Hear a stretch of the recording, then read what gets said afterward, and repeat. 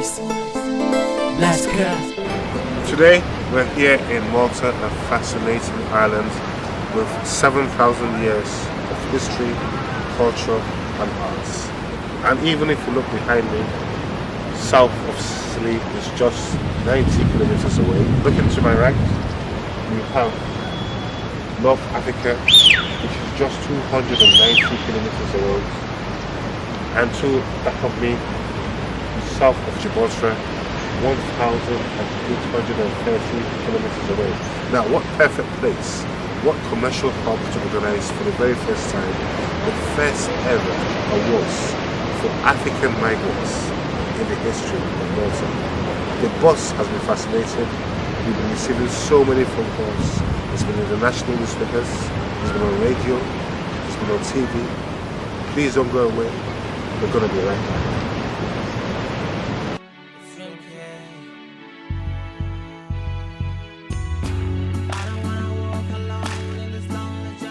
Today we're here in Valletta, Malta to celebrate the Africa4U award ceremony.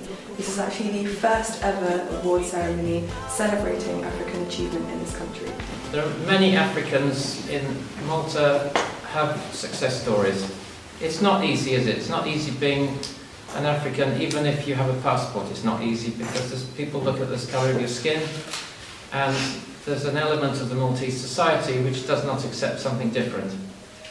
And we have to live with this, and we have to work all the time to try and put the message across that these people they're like us. There's no difference. And I try and. My name is Tony Tukumbo Eteka Fernandez. I'm from Nigeria. Many of you who don't know, that's in West Africa. I'm a published author and poet, MC, youth empowerment consultant, and my brand is called Africa4U.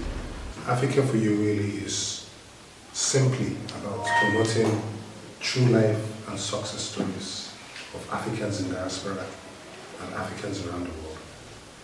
In the last 3 years, we've organized Africa4U Awards in Holland, in Germany. I think March last year we were in New Jersey for the first time, and we organized the Africa4U Awards for Africans in New York and New Jersey, which went very well. And our brand is all about promoting the true life stories of Africans around the world. And I also mean by that not just promoting people who are famous, but also people who are upcoming, which is very, very important, which is something we don't. Community cohesion is very important. It breaks down barriers, and the ease makes the flow much, much easier. So today, I'm here to celebrate you, and I hope this journey continues for a long time. Bad boys. Let's go. Tony Tukumbo Fernandez. You know we get him out.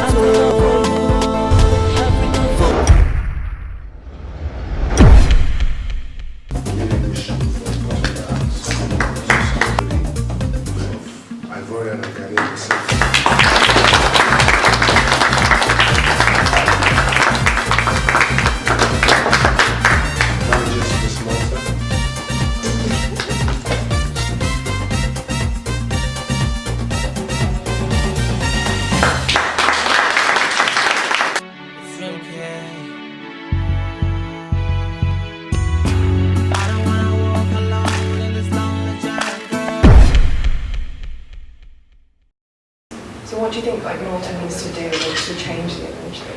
I think like elsewhere in Europe, it's about the government. They have to change the speech, because since they keep on telling people that refugees are negative, people have to go back to their country. They keep it alive to get elected, so they just have to change the speech.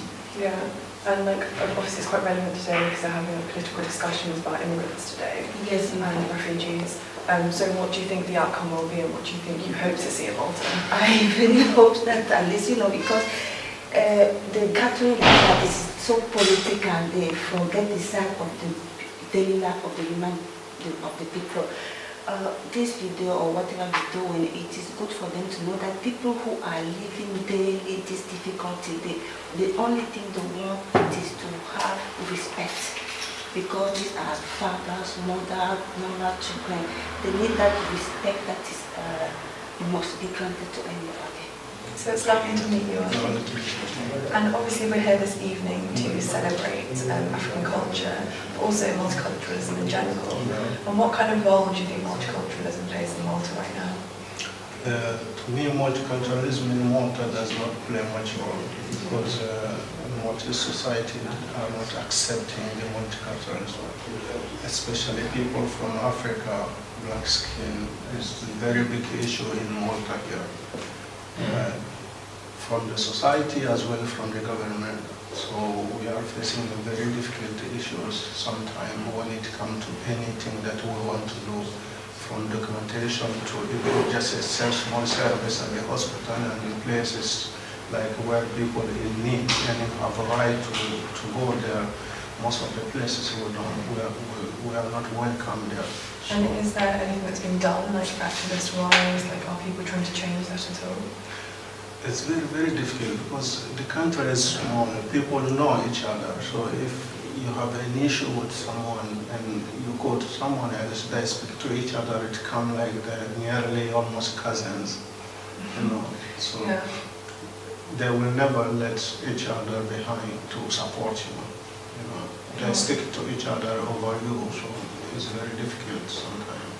And I know you've done a lot of work and been quite active in this kind of area, and basically trying to raise a voice for ethnic minorities. Like, what things have you done? What things have you experienced?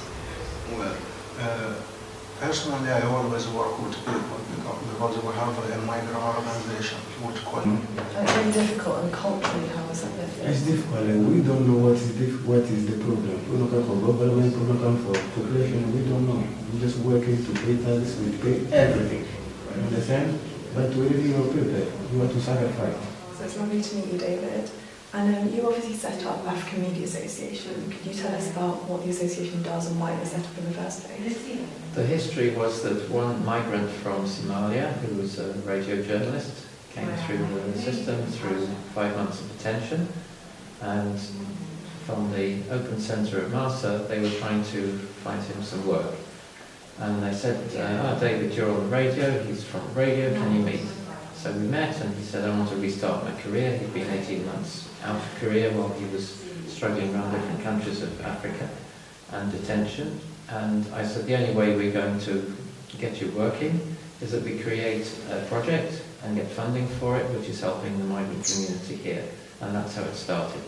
So the concept of Migrant Skills Register is that migrants register, it's like a CV online, but we also can interview them. And we try then to find them a connection with employers who are looking for those skills, because nobody knows what skills they've got. Many of them are just not registered in the system. So you talk about like a lot of difficulties that migrants go through in terms of work and trying to find work. But what's the situation like for migrants in general in Malta? It's very hard. I mean, it's a safe place to be, but it's not a comfortable place to be. And what are you hoping that will happen through the organisation and other similar organisations? There are many NGOs helping migrants in different ways, some legal assistance, some other assistance, integration assistance. We have to give hope that on their own they don't have hope, most of them. And it's very hard. There are lots of bureaucratic barriers, and the system doesn't work easily. There's not a consistent system across Europe. So of course, in some countries it's much easier. They're more readily taken into school for the children. They're more readily given healthcare. My opinion again, I mean, it doesn't matter what level the immigrants are, but we just have to learn more and understand one another. Bedwise, Blaska, Tony Tocumbo Fernandez. You know we get him out.